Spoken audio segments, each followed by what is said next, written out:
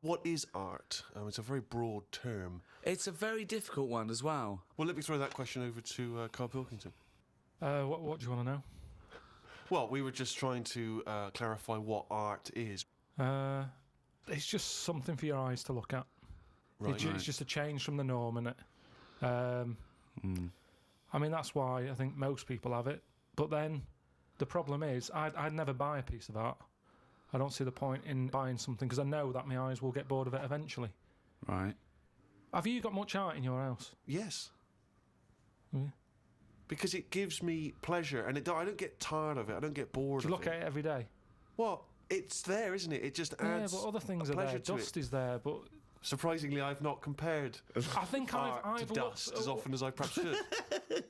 But the thing about, and this I think may be intriguing to you, Damien Hirst, of course, is more of a conceptual artist like Tracy Emin, and a lot of what contemporary art does is followed on from a guy called Marcel Duchamp, who I'm sure you're familiar with.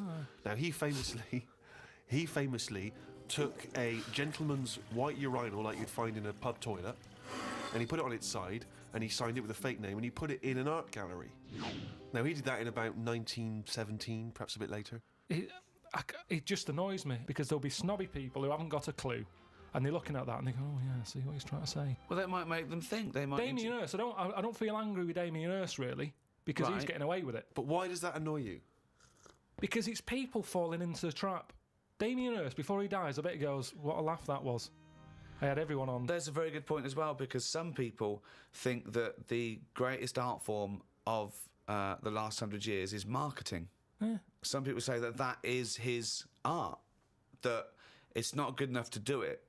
You've got to then get away with it. And if the point of art is to inflame, I don't think anything inflames people more than the discussion about whether something's art, or if someone's taking the piss, or if someone gets 50 million for something, do they deserve it? Is it worth a hospital? Well, what do you think? What do you think of the shark in the tank? I think I was blown away by it. I thought I'd never seen anything like it before. It was sort of spectacular because it is so huge and so vast, and to have put a shark, in formaldehyde and to have hung it in an art gallery, it's very striking when you see it. Yeah, it's a remarkable achievement. But what is he? Is he an artist or a fishmonger? What he's done, anyone could have done what he did. Yes, but not everyone did it. He did it. This is an interesting point that you raise. It's the same old point you always raise.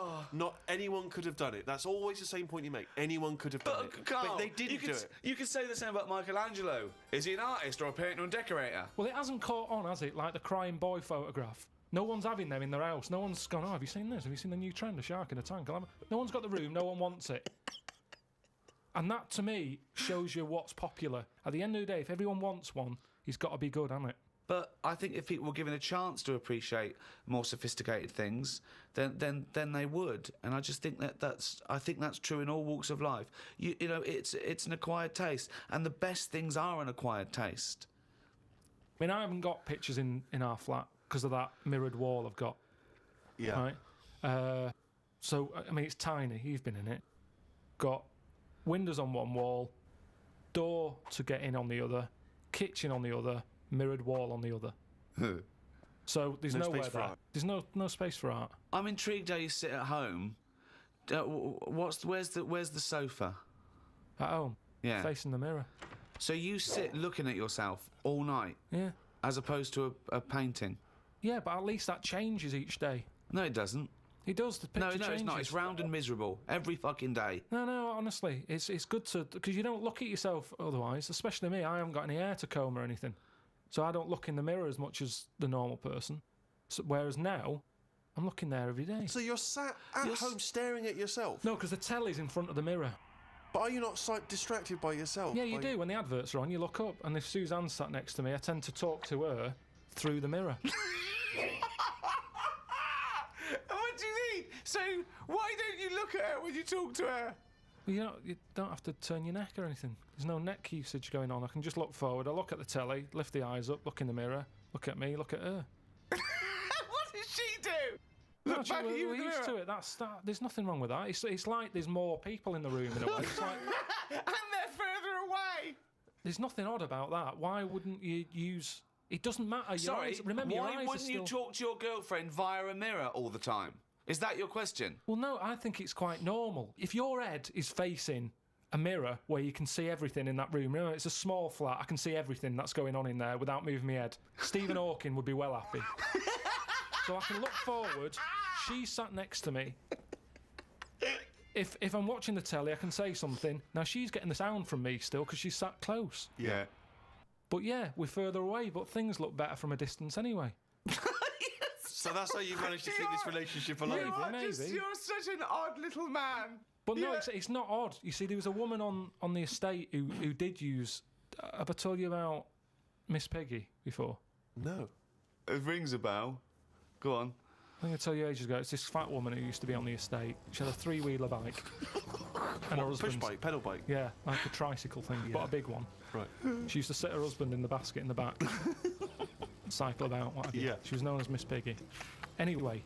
Oh, is this the one that she used to beat him up so your dad pretended to be a policeman? Yeah, that's it. Anyway, well, the way she used to communicate, she used to always go in quick save and nick biscuits. And if anyone went up to her to say, stop nicking the biscuits, she'd pull out like a little mirror out of a bag and she'd look in it, but talk to you via the mirror. Oh, God! Oh, man! What? This So she place was you insane. grew up- It's weird, isn't it? It's It was like- really weird. Like It used to scare me. It's like a Salvador Dali painting. you exist in there. Yeah. It's really, really So weird. hang on. So she used to talk to people through the mirror because she was mental. I couldn't sit, watch the telly, and look at me watching the telly in the mirror all night. No, That's no, weird. that would be Why? really weird. It's really weird, Carl. I'd be very conscious of myself. No, I Conscious of the think way it I'm gives you, sat. it gives you confidence and that. And if you are Gives you sort of... confidence. Well, yeah, because you're seeing yourself more and you pick up what habits you do and stuff like that. So what have you changed through your viewing of yourself? I sort of grew a beard the other week, just something different to look at for a bit. And then you get sick of that. It's like a piece of art. Change that, have a bit of a shave. Can you see the back of the telly in the mirror? A little bit, yeah. If the flat's a mess, it's a mess twice.